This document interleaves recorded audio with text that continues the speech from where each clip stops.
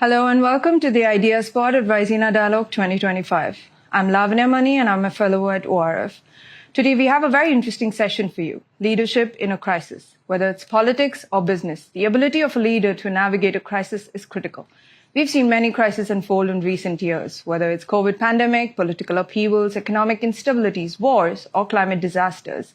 These moments not only test our systems, but the ability of our leaders to help us through these difficult times, because the consequences are immense. Today, I have with me Dr. Jemma King, who's a research fellow at the University of Queensland, who's also the external advisor to McKinsey Australia and the founder of BPA. Thank you, Jemma, for joining us today. Thank you so much for having me. It's a pleasure to be here in India, my first time. Thank you. So we can jump right into the main question, which is what are the essential traits in an effective leader in a time of crisis?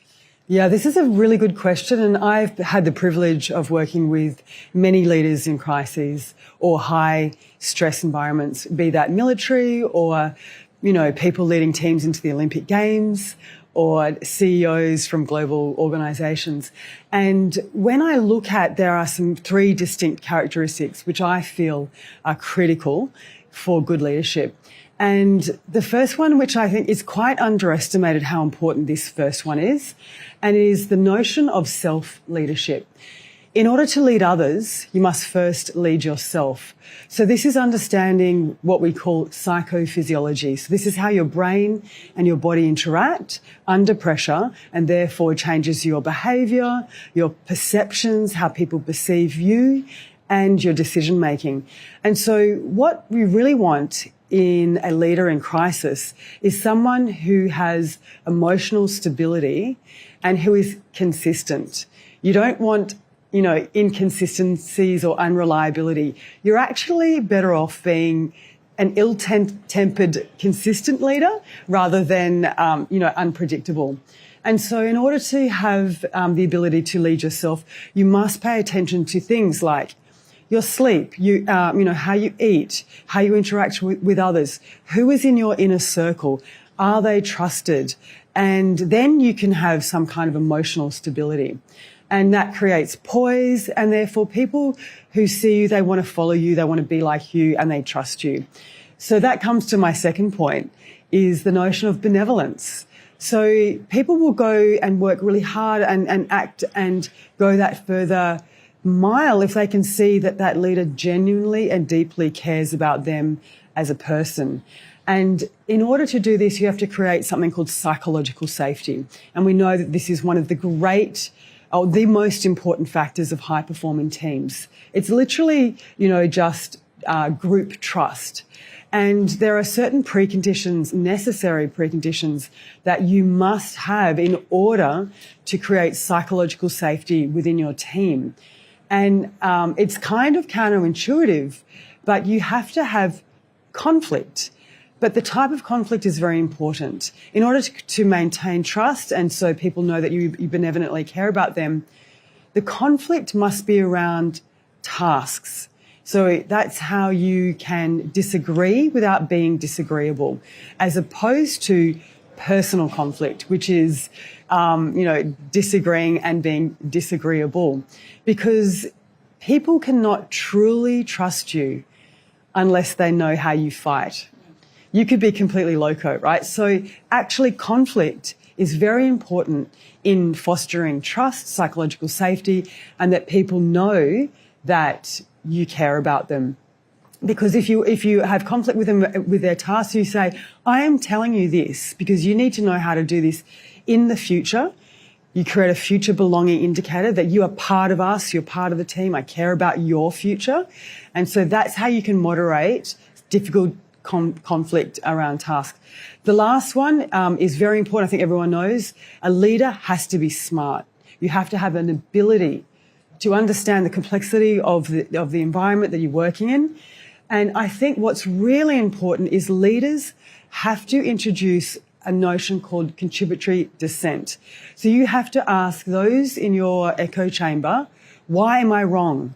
Why is this a different perspective from those people. And you actually have to listen to people who do not agree with you and respect people's perspectives. And you have to have the cognitive flexibility to be able to hold potentially two disparate concepts together in the one skull and not be conflicted by it. Intellectual curiosity, intellectual humility. Leaders these days can never expect to know everything.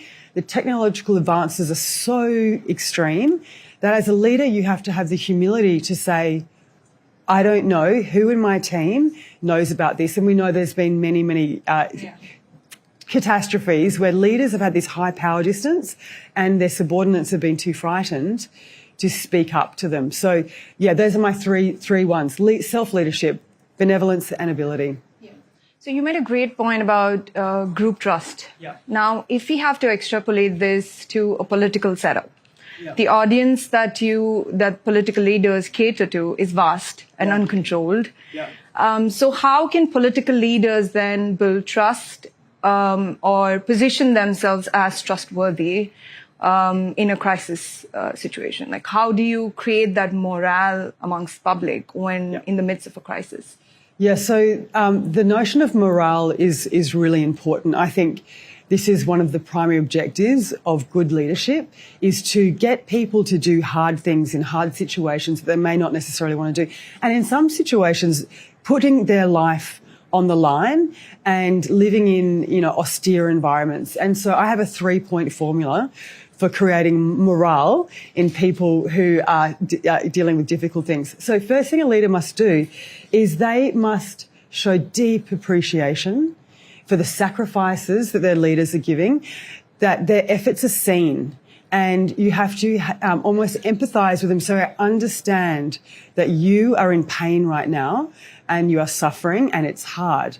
And so you see the sacrifices, number one. Number two is that you have to remind people of the higher order meaning and purpose as to why they're doing this.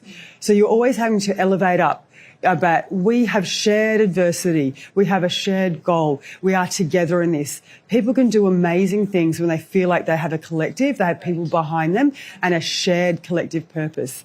And then the third one is, as a leader, this is probably the hardest one, you have to instill hope.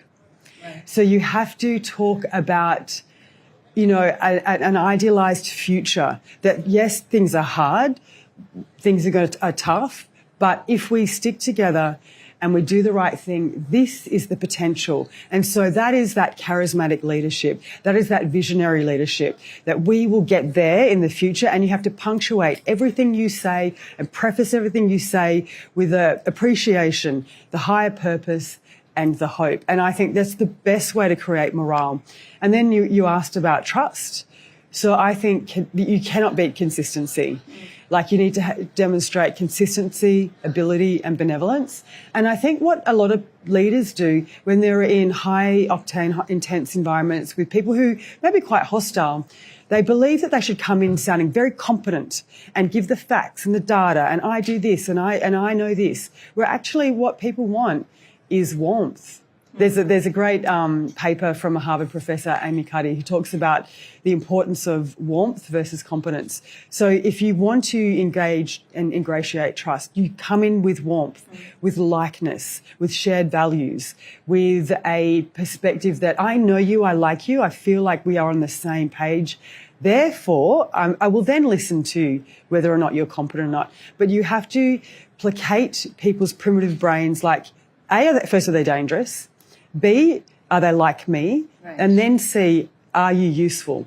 That is why, as a leader, you should never say something of critical importance in the first 2 minutes of an important meeting.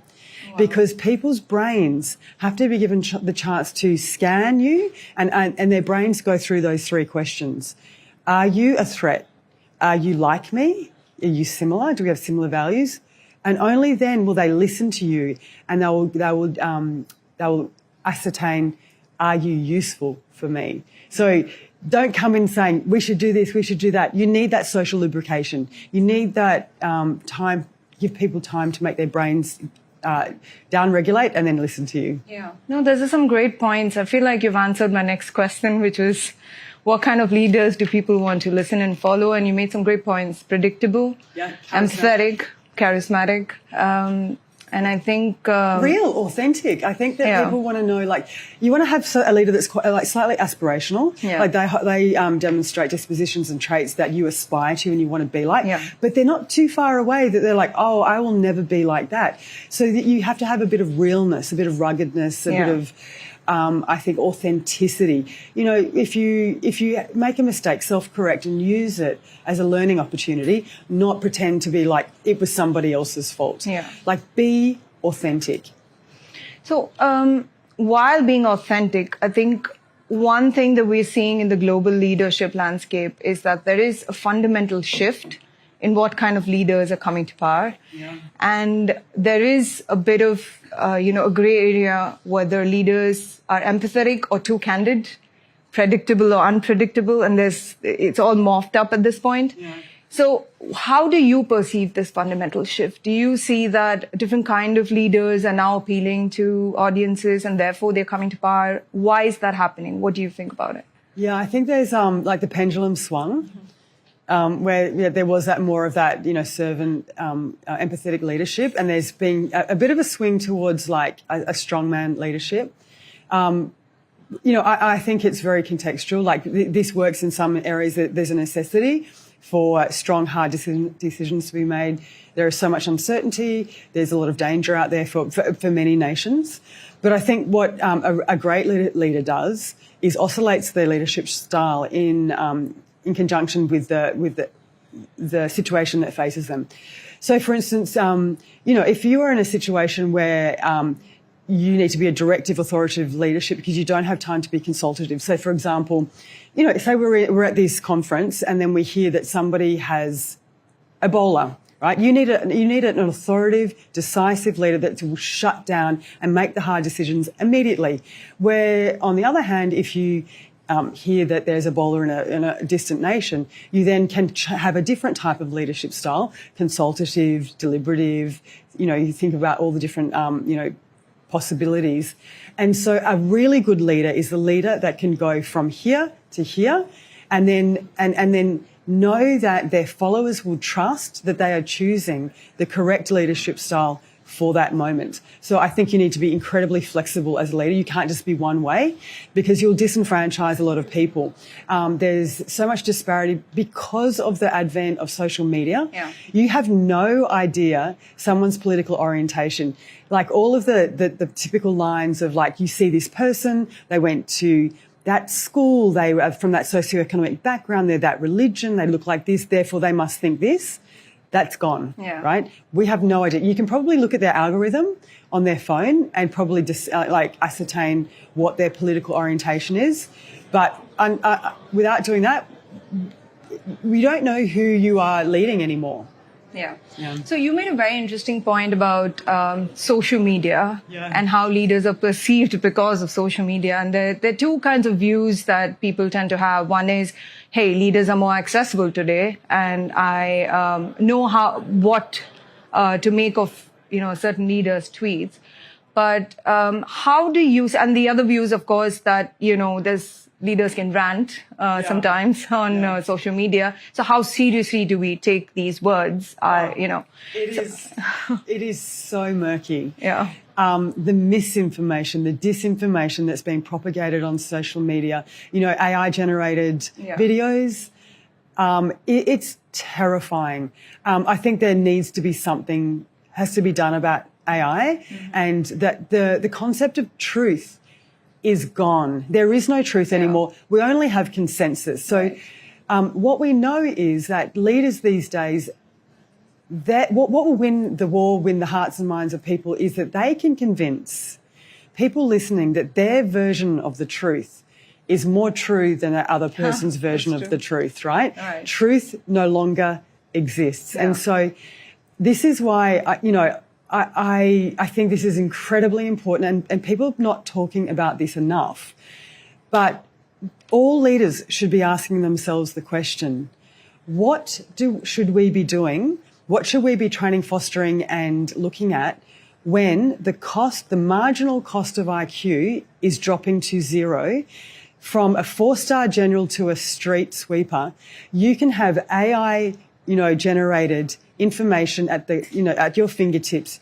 The ability to have like incredibly intelligent agents with IQs over 400 at your fingertips means that the competitive advantage of having a PhD or having a professor or having this knowledge is gone. Yeah. So what's left? Yeah. What is left for us? What is left for leaders? What should we be doing? Yeah. And I believe we should be putting a lot of investment in the human factors, social dynamics, emotional intelligence, because those things, AI is not so good at it's catching up. Yeah. And so we need those soft skills. I don't know why they're called soft skills because they're quite hard for some men, particularly. True. But we need those soft skills more than ever to create relationships, to create bonds between nations, to understand people's, perspectives, what motivates them. These are the human skills that we need to be fostering because intelligence is now free. Yeah. And we need friends. We need alliances. Yeah. We need psychological safety. And when you think about, really, when you break down what is really going on in the world, we have a nation state against a nation state. You have a military against a military. You have a general, a leader against a leader. But what we really do have is a very primitive human neuron banging up against another very primitive human neuron, right? When you strip everything away, that's all it is. It's a human against a human. Yeah. So what are the skills that we need to foster and develop? Yeah. Emotional intelligence is key. That's the only thing that's going to get us through, I think. Yeah, absolutely. Just to wrap it up, how do you, I know you highlighted EQ as a critical factor, and I think that's much needed in leaders today. But how do you see leadership play out in the coming years? How do you think global leadership is going to shape up? Yeah, I think it's going to be relation-based. And I think leaders really need to look at what is the amount of trust? Who is advising them? Can you trust them? Are they in an echo chamber? Are they getting sufficient information? And I think, psychological safety and trust and contributory dissent is important. So, for instance, I was speaking to a person who was doing research with a thoracic surgeon. And, some of these surgeons are very frightening for those who are working around them. Yeah. And this nurse inside the emergency room, inside the operating room, was so terrified of that leader or that surgeon that she watched that surgeon sew up a pair of scissors into the thoracic cavity of that patient, right? So I use this as an analogy. All the leaders out there, how many of you have got people in your team that are allowing you, metaphorically, to sew scissors into chest cavities? Yeah. Okay? You need to have truthful, honest, candid, probably not so good information being fed to you on a regular basis. And if you don't, you can sew scissors into people's rib cages. Yeah. And I think and so leaders need to have really good emotional intelligence going forward.